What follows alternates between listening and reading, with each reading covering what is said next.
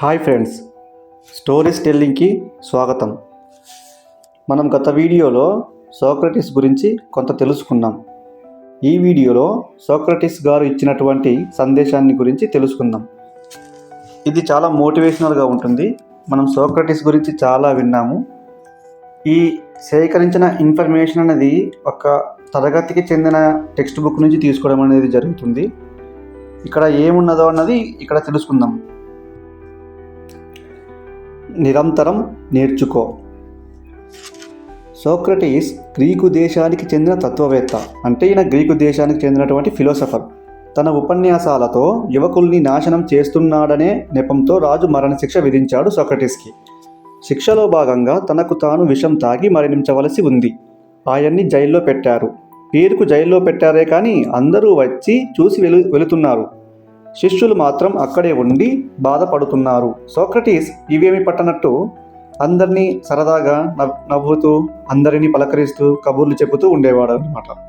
మరణించబోతున్నాననే భయం లేకుండా ఉన్న అతన్ని చూసి అక్కడికి వచ్చిన అందరూ ఆశ్చర్యపోతూ ఉండేవారు.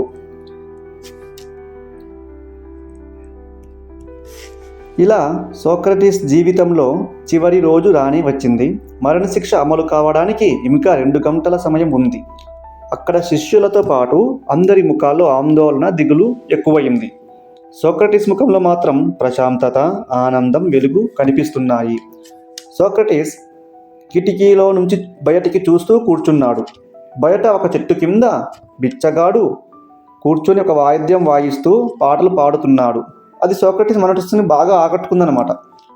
ఆనందంతో కళ్ళు మూసుకున్నాడు సోక్రటీస్. కొద్దిసేపటి తర్వాత మెల్లగా కళ్ళు తెరిచి జైలర్ని పిలిచాడు.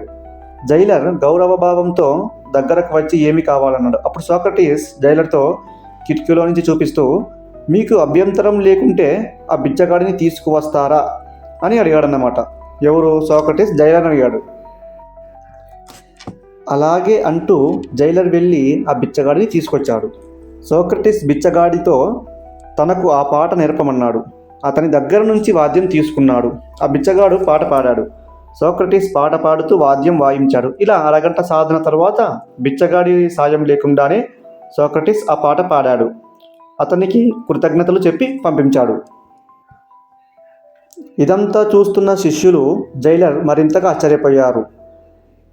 అప్పుడు శిష్యులు, గురువు గారు, ఇక గంటలు విషపాత్ర మీ చేతికి వస్తుంది. మీరు ఈ లోకాన్ని వదిలిపెట్టి వెళ్ళిపోతున్నారు కదా, కానీ ఆఖరి క్షణాల్లో మీరు ఆ వాద్యం మీద అభ్యాసం చేసి పాడటం నేర్చుకున్నారు. ఎందుకు అని అడిగారనమాట. అప్పుడు సోక్రటీస్ నవ్వి, జీవితం అంటే నేర్చుకోవడం, మరణం గురించి ఆలోచించడం కాదు. నువ్వు ఇక్కడున్న అందరూ ఎప్పుడో ఒకప్పుడు చనిపోతాం, కానీ జీవించినంతకాలం ప్రతి క్షణం విలువైనదే. ఎప్పటికప్పుడు తెలియంది తెలుసుకోవడంలోనే ఆనందం ఉంది. గంట క్రితం నాకు ఆ పాట తెలియదు, ఇప్పుడు నేర్చుకున్నాను. ఇంకా నా జీవితంలో గంట సమయం ఉంది, అంటే ఇప్పటికీ నేర్చుకోవడానికి నాకు అవకాశం ఉంది అన్నాడు. అక్కడున్న వారి నోట మాట రాలేదు. అంటే ఈ నిరంతరం నేర్చుకో అనే సందేశం ద్వారా సోక్రటీస్ ఏం చెప్పాలని ట్రై చేస్తున్నారంటే, నిరంతరం నేర్చుకుంటూనే మనకు తెలియని విషయాలను తెలుసుకుంటూనే ఉండాలన్నమాట. మనకు అది లేదు, ఇది లేదు, నాకు సమయం లేదు అనేది కాదు. సోక్రటీస్ చనిపోయే 2 గంటల సమయం ముందు కూడా తనకు 2 గంటల సమయం ఉంది కదా అని ఒక బిచ్చగాడు వాయిద్యం వాయిస్తుంటే ఆ వాయిద్యాన్ని వాయిస్తున్న బిచ్చగాడిని పిలిపించుకొని మరీ అది నేర్చుకున్నాడు అనమాట. అంటే చూశారా, జీవితం అనేది కేవలము బాధలు, కష్టాలతోటే కాదనమాట.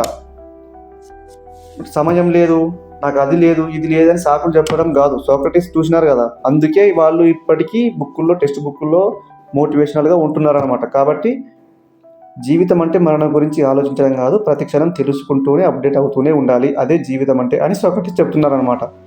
కాబట్టి మనం కూడా జాబ్ రాలేదనో, బిజినెస్ నష్టం వచ్చిందనో, లేదంటే తల్లిదండ్రులు సపోర్ట్ చేయడం లేదనో ఇలా సాకులు చెప్తూ కాకుండా నిరంతరం మనకు సమయం దొరికినప్పుడల్లా మన కెరియర్ కోసం మన సమయాన్ని వెచ్చించి మనం కష్టపడి నేర్చుకోవాలన్నమాట. మరొకసారి ఆయన సందేశాన్ని క్లియర్గా చదువుదాము. జీవితం అంటే నేర్చుకోవడం, మరణం గురించి ఆలోచించడం కాదు. నువ్వు ఇక్కడున్న అందరూ ఎప్పుడో ఒకప్పుడు చనిపోతాం, కానీ జీవించినంత కాలం ప్రతి క్షణం విలువైనదే. ఎప్పటికప్పుడు తెలియంది తెలుసుకోవడంలోనే ఆనందం ఉంది. గంట క్రితం నాకు ఆ పాట తెలీదు, ఇప్పుడు నేర్చుకున్నాను. ఇంకా నా జీవితంలో గంట సమయం ఉంది అంటే ఇప్పటికీ నేర్చుకోవడానికి నాకు అవకాశం ఉంది. చనిపోయే గంట సమయాన్ని కూడా అతను ఎలా వాడుకోవాలో చెప్తున్నారు. కాబట్టి మనం కూడా మన కెరియర్ మీద దృష్టి పెడితే ఖచ్చితంగా సక్సెస్ అవుతాం.